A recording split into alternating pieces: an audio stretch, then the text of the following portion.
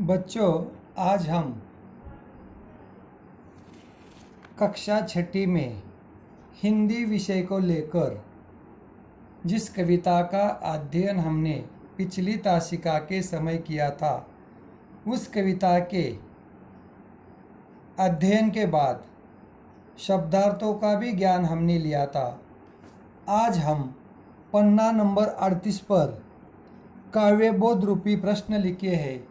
इन प्रश्नों के उत्तर इसकी हम स्पष्टीकरण करेंगे, चर्चा करेंगे, उसको हम सुनेंगे। काव्यबोध के अंतर्गत प्रश्न क्रमांक 1, प्रश्नों के उत्तर दे, आंसर दिस क्वेश्चन, पन्ना नंबर 38 पर इस कविता के मौखिक तथा लिखित प्रश्न है। इसका हम क्या करेंगे? अध्ययन करेंगे। प्रश्न क्रमांक 1, प्रश्नों के उत्तर दे, मौखिक प्रश्न। पहला उपप्रश्न क, यह कविता किसकी याद में लिखी गई है? तो यह कविता कवि ने अपने बचपन की याद में जो पल गुजारे थे, जो शरारत की थी, मौज मस्ती की थी, उसी जाते हुए पल, लम्हे, क्षण, इसके बारे में कविता लिखी गई है। क के बाद ख, कवि किसके साथ घुल मिल कर क्या करते थे? तो कवि अपने बचपन में तितलियों के संग उड़ना, बुलबुल जैसा गाना गाना, गौरैया जैसे फुदकना और सबके साथ घुल मिल कर बातें करना यानी बतियाना आदि काम बचपन में करते थे। यही यहाँ पर बताया गया है। कवि किसके साथ घुल मिल कर क्या करते थे? कवि तितलियों के संग उड़ते थे, बुलबुल जैसे गाना गाते थे, गौरैया जैसे उछल कूद करते थे, फुदकते थे और सबके साथ घुल मिल कर रहते थे। ग, नाव किसमें तैराई जाती थी? तो नाव बारिश के पानी में जो ताल तलैया तैयार होते थे, उसमें कागज की नाव तैराई जाती थी। नाव किसमें तैराई जाती थी? तो इसका जवाब, बारिश के वजह से जो ताल तलैया बनते थे, उसमें कागज की नाव तैराई जाती थी। क ख ग के बाद घ, कवि बचपन में माँ से क्या मांगते थे? तो जवाब है, कवि बचपन में अपनी माँ से रूठते थे और अपनी माँ से टॉफ़ी बिस्कुट मांगते थे और उस टॉफ़ी बिस्कुट के लिए वो अपनी माँ से रिरियाना करते थे यानी मिन्नत करते थे, उसकी मीठी डांट भी सुनते थे, लेकिन वह अपनी माँ से रूठकर टॉफ़ी बिस्कुट मांगते थे, उसके लिए मिन्नत करते थे और अपने माँ की प्यारी डांट भी सुनते थे। घ के बाद ढ, इस कविता को पढ़कर अपनी किसी शरारत के बारे में बताओ। इस कविता को पढ़कर मुझे अपनी बचपन की एक शरारत सामने आई। जैसे स्कूल छूटने के बाद हम अपने बस्ते को यानी स्कूल की जो सैग होती थी, उसको हम क्या करते थे? बारिश के दिनों में सर पर लेते थे और दौड़ते थे। यानी इस कविता को पढ़ने के बाद अपने बचपन की बारिश में बक्से को सर पर लेकर भीगना हमें अच्छा लगता था। इस तरह से मौखिक प्रश्नों के उत्तर सुनने के बाद हम लिखित प्रश्नों की ओर बढ़ेंगे। जैसे, कवि को बचपन में आम चुराते समय किसका डर रहता था? लिखित प्रश्नों में पहला प्रश्न, कवि को बचपन में आम चुराते समय किसका डर रहता था? कवि को बचपन में आम चुराते समय लकड़सुंगवा का डर रहता था। जो लकड़सुंगवा आम के बगीचे में रहता है, उसका डर यानी आम चुराते समय कवि को लकड़ सुंगवा यानी लकड़ बग्गा का डर रहता था। क के बाद ख, बारिश के मौसम में कवि को क्या क्या करना अच्छा लगता था। बारिश के मौसम में कवि को ताल तलैया में कागज की नाव तैराना, बारिश में जानबूझकर भीगना, इधर उधर दौड़ना, उछल कूद करना, बस्ते को सर पर लिए गिरना और वर्षा यानी मेघा में भीगना उसे अच्छा लगता था। साथ ही बारिश के दिनों में कुत्ती बिल्ली बछड़ों को दौड़ाना और मेंढक की बनी तरतर आवाज़ सुनना, ये बातें कवि को अच्छी लगती थी। बारिश के मौसम में कवि को क्या क्या करना अच्छा लगता था, तो बारिश के दिनों में कवि को बारिश में भीगना, इधर उधर उछल कूद करना, स्कूल के बक्से को सर पर लेना, ताल तलैया में कागज की नाव तैराना, कुत्ते बिल्ली बछड़ों को गाय के बछड़ों को ललकारना, उसे बारिश में खूब दौड़ाना, साथ ही मेंढक की टरटर आवाज़ सुनना, ये बातें कवि को बारिश के दिनों में अच्छी लगती थी। क ख के बाद ग, पन्ना नंबर 39 पर। पहला प्रश्न ग, दादी माँ से जिद कर क्या क्या सुना जाता था, तो दादी माँ से जिद करते हुए नियमित रूप से कथा कहानी सुनना, राजा रानी की कहानी सुनना, परिलोक की कहानी सुनना या फिर परिलोक के अनगिन किस्से सुनना और इन किस्सों के बारे में सवाल करना कवि को अच्छा लगता था। दादी माँ से जिद कर क्या क्या सुना जाता था, तो दादी माँ से जिद करते हुए नियमित रूप से कथा कहानियाँ सुनना, राजा रानी की कहानियाँ, परिलोक के अनगिन किस्से को सुनना, ये हम दादी माँ से सुनते थे। ग के बाद घ, कविता में बचपन के किन क्षणों को ठहराने के लिए कहा गया है।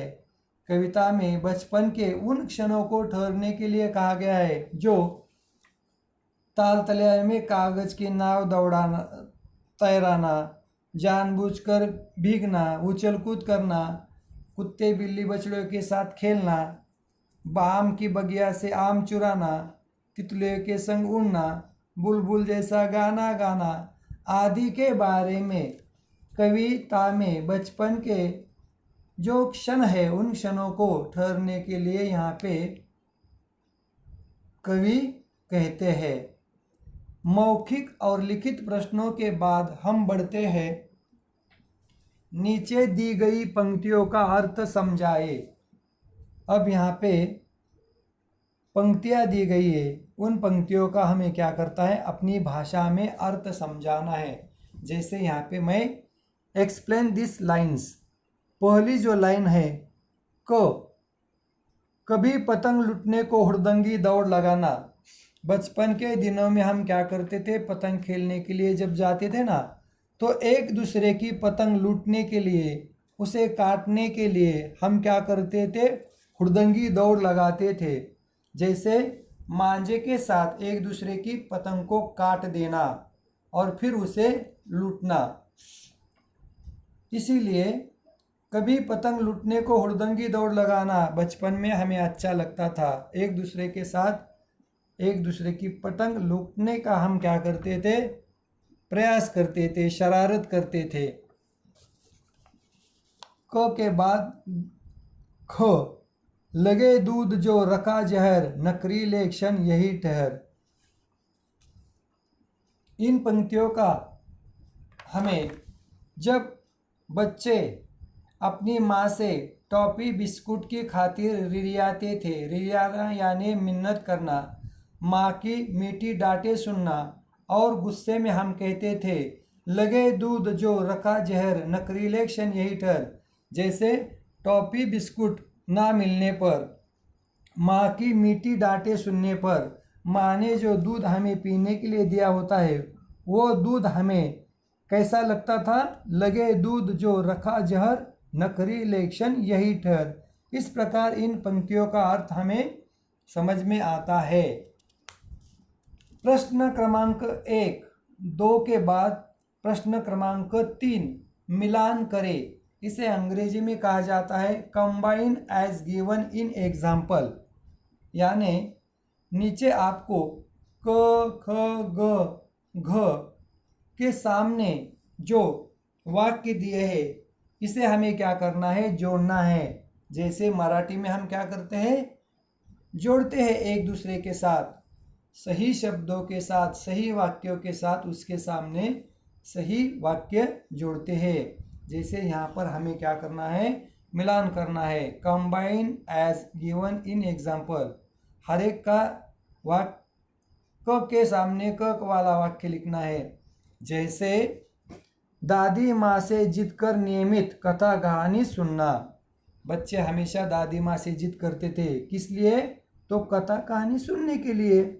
क के बाद ख, जानबूझकर भीग भीग बारिश में खूब नहाना। बारिश के दिनों में बच्चे क्या करते थे, जानबूझकर बारिश में भीगते थे। बारिश में खूब नहाना उन्हें अच्छा लगता था। जानबूझकर भीग भीग बारिश में खूब नहाना। क, ख के बाद ग, कुत्ते बिल्ली बछड़ों को ललकार खूब दौड़ाना। बारिश के दिनों में हम क्या करते थे, कुत्ते बिल्ली गाय के बछड़ों को रस्सी से बांधकर उन्हें क्या करते थे, दौड़ाते थे। ललकार, उनकी आवाज़ सुनते थे, उनकी किलकारी सुनते थे। कुत्ते बिल्ली बछड़ों को ललकार खूब दौड़ाना। क, ख, ग के बाद घ, इधर उछलना उधर फिसलना बस्ता ले गिर जाना। जैसे मैंने बताया था ना, कभी बचपन की याद में खोता है। जैसे बारिश के दिनों में हम क्या करते हैं, जानबूझकर भीगते हैं, इधर उधर उछल कूद करते हैं। कभी इधर उछल कूद करते हैं, उधर उछल कूद करने से हम क्या करते हैं, कभी कभी फिसलते भी है। उसी प्रकार इधर उछलना उधर फिसलना बस्ता ले गिर जाना। इस प्रकार कवि ने मिलान करने में जो वाक्य दिए गए उन वाक्यों के सामने सही वाक्य लिखना है। जैसे हमने यहाँ पे लिखे हैं, दादी माँ से जिद कर नियमित दादी माँ से जिद कर नियमित कथा कहानी सुनना। जानबूझकर भीग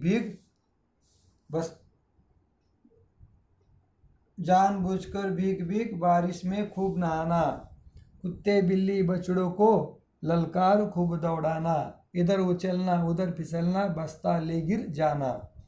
अब इन प्रश्नों के उत्तर देखने के बाद, सुनने के बाद हम बढ़ेंगे पन्ना नंबर 39 पर। भाषा ज्ञान रूपी जो प्रश्न है उन्हें हम क्या करेंगे, सुनेंगे।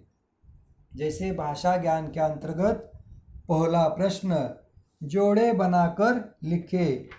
Make pairs.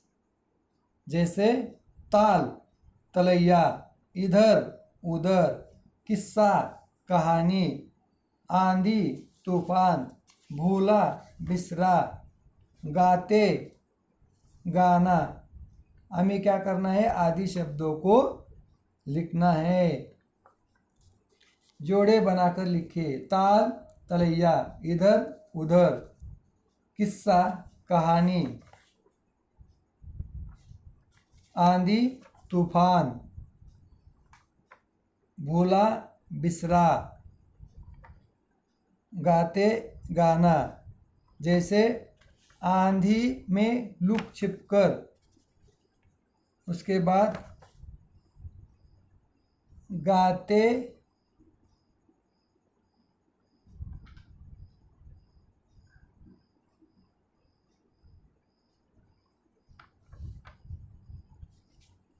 इस तरह से ताल तलैया, इधर उधर, किस्सा कहानी, आंधी तूफान, भूला बिसरा, गाते गाना आदि के बारे में हमने क्या किया है, जोड़े बनाकर लिखे हैं।